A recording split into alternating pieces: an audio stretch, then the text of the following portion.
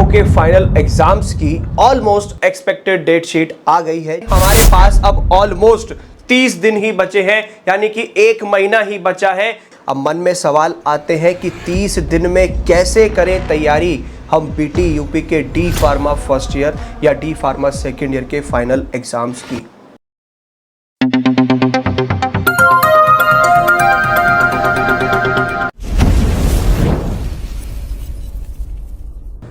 कैसे हो BT UP D pharma first year और डी फार्मा सेकेंड ईयर के स्टूडेंट्स।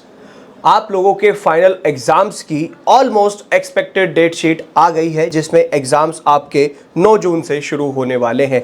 ऐसे में हमारे पास अब ऑलमोस्ट 30 दिन ही बचे हैं, यानी कि 1 महीना ही बचा है, जिसमें हम अपनी BT UP D pharma first year हो या डी फार्मा सेकेंड ईयर हम उसकी एग्ज़ाम की प्रिपरेशन कर सकते हैं। ऐसे में अब मन में सवाल आते हैं कि 30 दिन में कैसे करें तैयारी हम बीटी यूपी के डी फार्मा फर्स्ट ईयर या डी फार्मा सेकेंड ईयर के फाइनल एग्ज़ाम्स की, क्योंकि हमारे साथ साथ सेशनल एग्ज़ाम्स भी चल रहे होते हैं।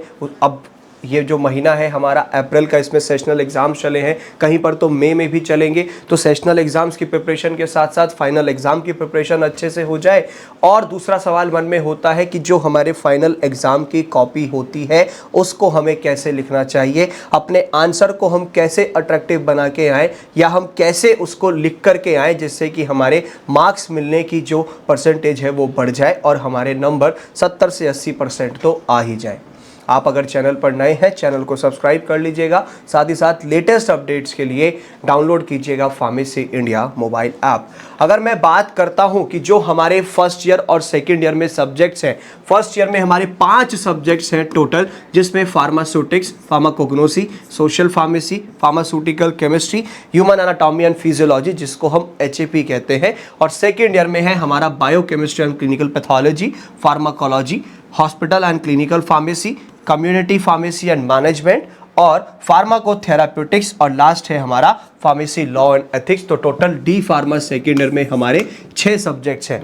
लेकिन इसके साथ में सेकेंड ईयर में एक और एडिशनल है, जो कि आप कह सकते हैं कि एनवायरमेंटल का भी जो है आपसे पूछा जाता है। ये भी 50 नंबर का पेपर होता है।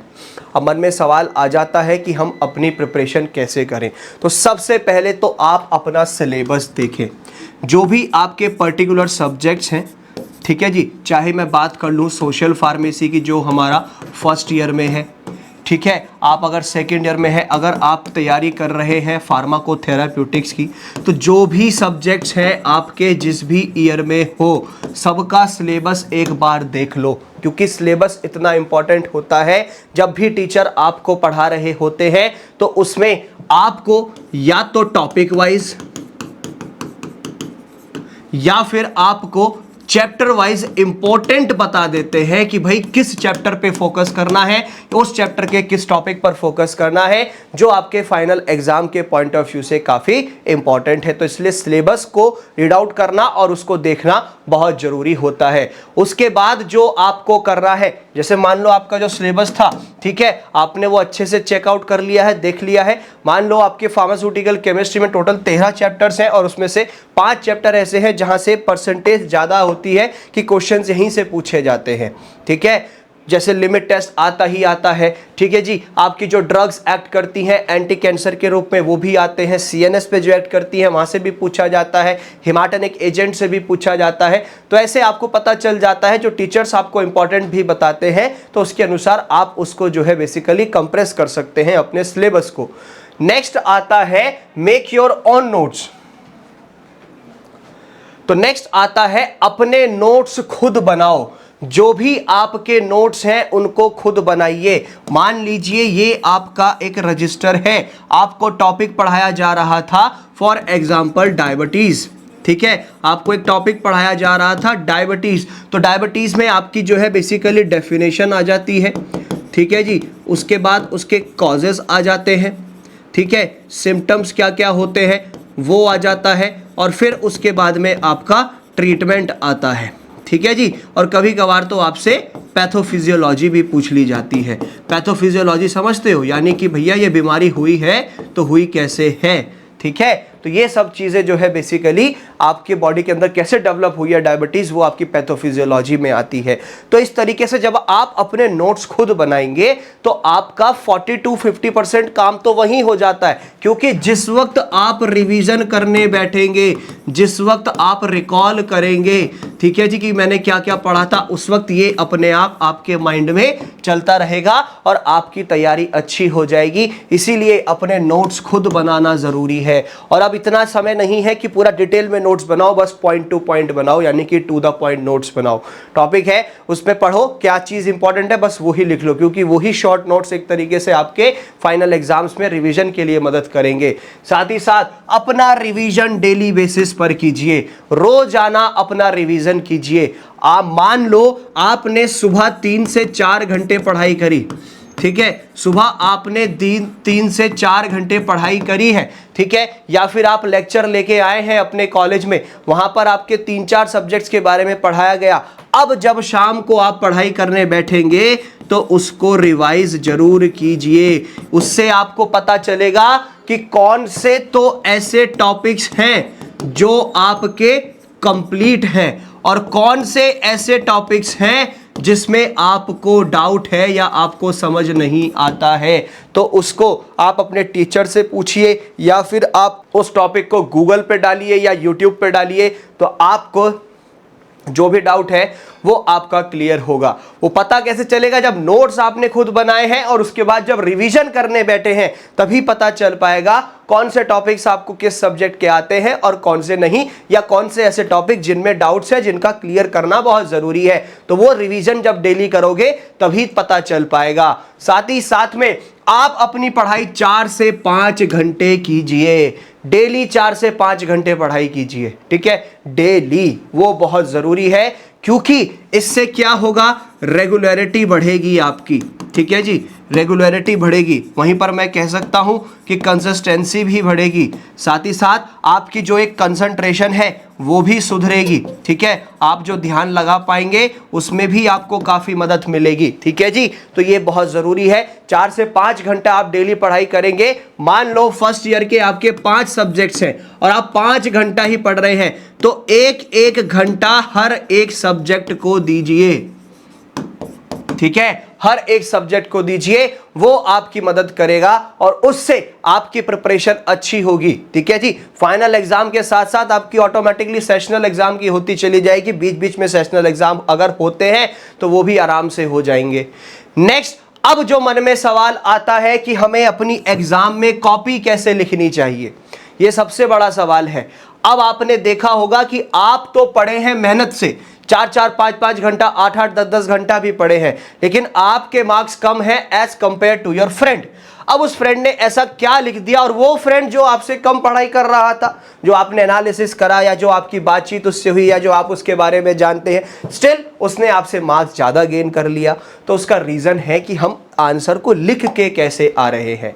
तो आपको करना क्या है अपनी एग्जाम कॉपी के अंदर, सबसे पहले मैं आपको बता देता हूं आप अपनी एग्जाम में कॉपी कैसे लिखेंगे। उसके लिए कुछ पॉइंट्स हैं, क्या स्ट्रैटेजी आपकी होनी चाहिए, किन चीजों को आपको फॉलो करना है, वो सब मैं आपको बताता हूं। सबसे पहले जो हमारी स्ट्रैटेजी है वो क्या रहेगी, सबसे पहला आ जाता है हमारा कि अपने आंसर को अट्रैक्टिव बनाइए, ठीक है, अपने आंसर को अट्रैक्टिव बनाइए। साथ ही साथ फिर मन में सवाल होता है कि सर हम अपना हिंदी में लिख सकते हैं क्या?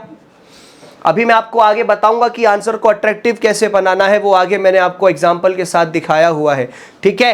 तो हम हिंदी में लिख सकते हैं क्या? बिल्कुल। जो आपका बीटी यूपी बोर्ड है, ठीक है, वो आपसे कहता है कि आप हिंदी में भी लिख सकते हैं और आप इंग्लिश में भी लिख सकते हैं। साथ ही साथ आप इंग्लिश प्लस हिंदी दोनों का इस्तेमाल भी कर सकते हैं, यानी कि एक तरीके से आप बायलिंगुअल भी, द्विभाषा भी इस्तेमाल कर सकते हैं। लेकिन अब जो आजकल हम चैटिंग करते हैं ना, जैसे मैं ये कहना चाहता हूं, तो ये वाली जो लैंग्वेज है हमारी इंग्लिश, इसका इस्तेमाल नहीं करना है। सिंपल लिखना है कि मैं कहना चाहता हूं, बस। इस तरीके की अगर आप हिंदी लिख रहे हैं तो वो आपके लिए बेनिफिशियल रहेगी, आपको नंबर तभी मिलेंगे, अदरवाइज आपको नंबर यहां पर नहीं मिलेंगे। ठीक है जी, तो आपको इस चीज पर ध्यान रखना पड़ेगा। साथ ही साथ try to make flow charts and diagrams. जहां भी आपको लग रहा है जैसे HAP है, वहां पे आपसे अगर रेस्पिरेटरी सिस्टम के बारे में पूछा है, ठीक है, तो डायग्राम बना दो तुरंत से। ठीक है, आपसे डाइजेस्टिव सिस्टम के बारे में पूछा गया है, डायग्राम बना दो फट से। ठीक है, ऐसे ही HAP में तो मोस्टली आप डायग्राम्स बना के आ सकते हैं हर क्वेश्चन पे। और जैसे फार्माकोथेराप्यूटिक्स है तो वहां पे आपसे कॉजेज भी पूछता है, वहां पे आपसे सिम्टम्स भी पूछता है, वहां पे आपसे ट्रीटमेंट भी पूछ लेगा। तो इन सबको फ्लो चार्ट की फॉर्म में, और फ्लो चार्ट अगर नहीं बना पा रहे हो तो बुलेटिन्स में लिखिए इस तरीके से, यानी कि पॉइंट्स में लिखिए। जितना ज्यादा बुलेटिन्स का यूज करेंगे उतना ज्यादा फायदा है। लॉन्ग पैराग्राफ को अवॉइड करना है, यानी कि जो हम एक पैराग्राफ्स लिखते रहते हैं ना, वो हमें अवॉइड करना है, उस पर हमें ध्यान नहीं देना है। साथ ही साथ में अब writing must be neat and clean. अब जो आपकी राइटिंग है वो एकदम साफ सुथरी होनी चाहिए, राइटिंग एकदम साफ होनी चाहिए। जैसे इस बच्चे ने यहां पर सामने लिख रखी है, ठीक है, इस तरीके से आप अगर लिख के आ रहे हैं तो नंबर आपको अच्छे मिलेंगे। मैं आपको इसे जूम करके भी दिखा देता हूं। ठीक है जी, तो अगर हम जो है बात करें कि राइटिंग कैसी होनी चाहिए, तो राइटिंग हमारी कुछ इस तरीके से होनी चाहिए, तभी हमें नंबर ऑफ क्वेश्चंस में नंबर ज्यादा मिलने के चांसेस होंगे। अगर आप इस तरीके से राइटिंग बिल्कुल साफ एंड सुथरी लिख करके आ रहे हैं, नीट एंड क्लीन राइटिंग। ठीक है जी, अब आगे बढ़ जाते हैं। अब जैसे मैंने कहा ना कि हम फ्लो चार्ट बना करके आ रहे हैं, तो हम किस तरीके से बना करके आएंगे। ठीक है, वहां पीछे क्वेश्चन भी था कि भाई अपना फ्लो चार्ट बना करके आइए, तो मैंने आपसे कहा कि उसको मैं बताऊंगा आगे कि किस तरीके से फ्लो चार्ट्स बना के आने हैं। तो आपके सामने क्वेश्चन है कि what are the causes of poisoning.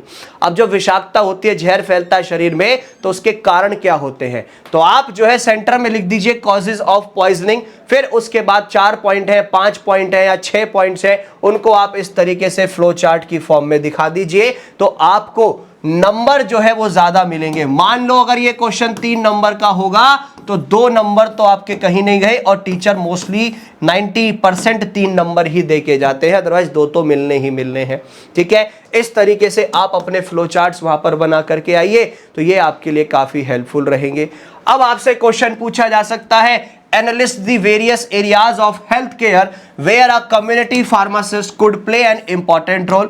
मतलब स्वास्थ्य देखभाल के विभिन्न क्षेत्रों को सूचीबद्ध करें जहां एक सामुदायिक फार्मासिस्ट एक महत्वपूर्ण भूमिका निभा सकता है। तो उसके लिए आपको करना क्या है, कम्युनिटी फार्मासिस्ट कई सारे इंपॉर्टेंट रोल प्ले करता है। ठीक है, अलग अलग हेल्थ केयर में, अलग अलग एरियाज में, जैसे ड्रग सिलेक्शन करेगा, ठीक है, साथ ही साथ में डिस्पेंसिंग एरिया में काम करता है, वो आपका डिस्पेंस करेगा प्रिस्क्रिप्शंस को, साथ ही साथ में वो पेशेंट्स को काउंसिल भी करता है, उनको समझाता भी है, फैमिली फार्मासिस्ट के तौर पे भी कार्य करता है। वहीं पर वो इंश्योरेंस कंपनीज के साथ भी डील करता है, साथ ही साथ स्टाफ को मैनेज करेगा, वो आपके काम करता है पेशेंट्स के साथ जनरल हेल्थ पे भी, और साथ ही साथ में वो आपको एजुकेट भी करेगा बेसिकली किसमें, जो आपके हेल्थ केयर कलीग्स होते हैं ना, तो उनको भी जो है नॉलेज प्रोवाइड करता है, उनको भी कई सारी चीजें समझाता है।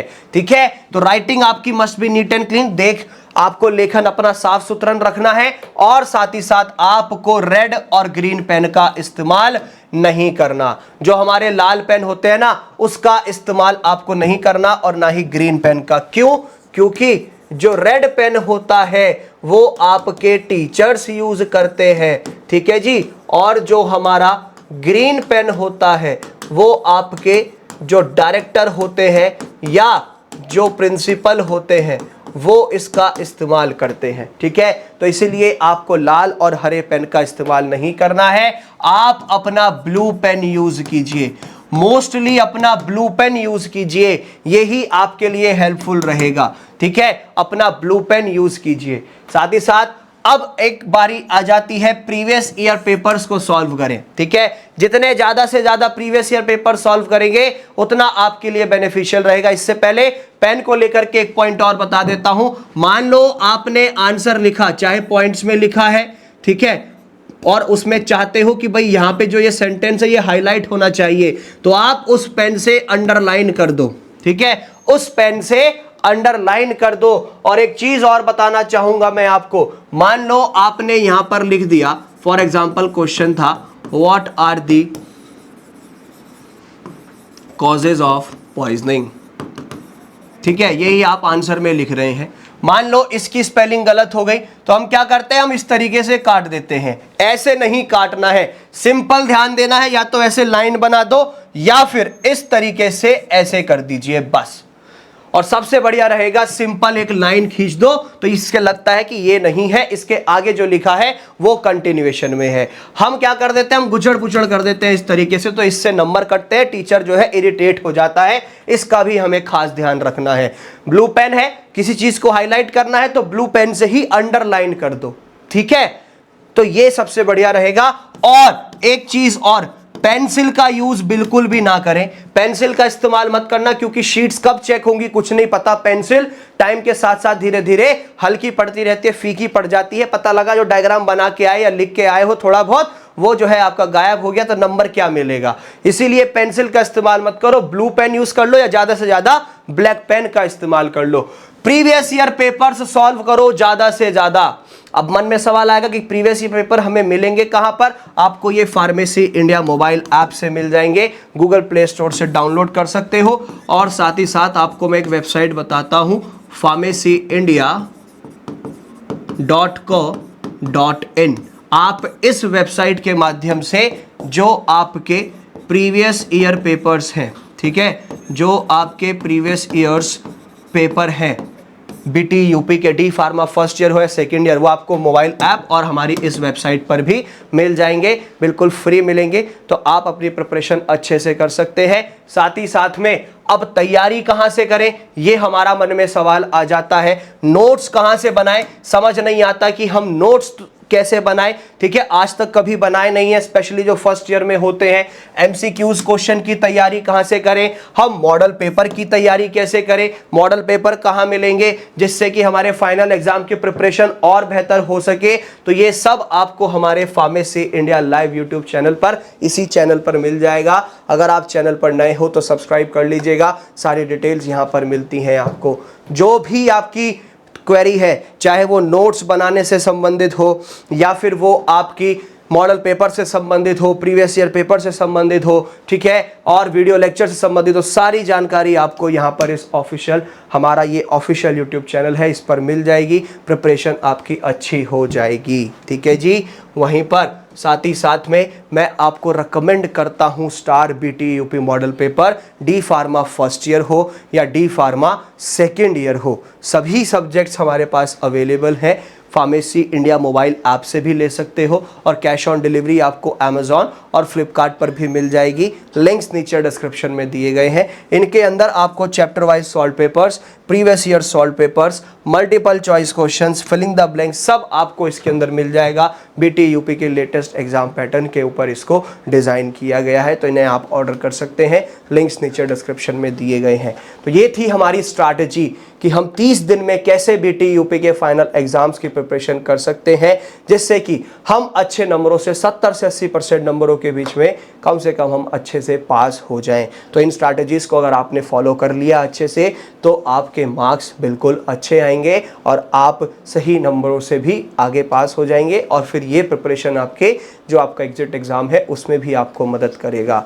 साथ ही साथ आप हमारे साथ जुड़ सकते हैं क्रैश कोर्स में, चाहे वो डी फार्मा फर्स्ट ईयर है या डी फार्मा सेकेंड ईयर। इसमें लाइव क्लासेस आपकी 1 मई से शुरू होने जा रही हैं, जिसमें लाइव क्लासेस के साथ साथ PDF notes, recorded lectures, model paper solution, live chat, ये सब आपको मिलने वाला है, ठीक है जी। तो ये भी हमारा जो है बेसिकली आप इन क्रैश कोर्स में भी ज्वाइन कर सकते हैं। साथ ही साथ आप क्रैश कोर्स के साथ साथ star BT UP model paper इसको कंबाइन भी ले सकते हैं, जिसमें आपकी जो है प्रिपरेशन अच्छी हो जाएगी। इन नंबर्स पे कॉल कर सकते हैं और अदरवाइज लिंक नीचे डिस्क्रिप्शन में दिया गया है, उसके माध्यम से ऐप डाउनलोड कीजिए और आप उसके थ्रू भी जुड़ सकते हैं हमारे फार्मेसी इंडिया मोबाइल ऐप से। डेली अपडेट्स के लिए या कोई आपकी क्वेरी है तो आप इस नंबर पे कॉल कीजिए या व्हाट्सएप कीजिए, तो आपकी सारी क्वेरी सॉर्ट आउट हो जाएंगी। और डेली बीटी यूपी से संबंधित अपडेट्स के लिए आप जुड़िए व्हाट्सएप और साथ ही साथ हमारे टेलीग्राम चैनल से। लिंक्स आपको नीचे डिस्क्रिप्शन में दिए गए हैं, उनके माध्यम से फॉलो कर सकते हैं। तो मिलेंगे नेक्स्ट अपडेट के साथ। तब तक के लिए जय हिंद। और इस बार बीटी यूपी के जो हमारे फर्स्ट ईयर सेकेंड ईयर के एग्ज़ाम्स हैं वो काफ़ी अच्छे होंगे, क्योंकि फार्मेसी इंडिया लाइव है आपके साथ।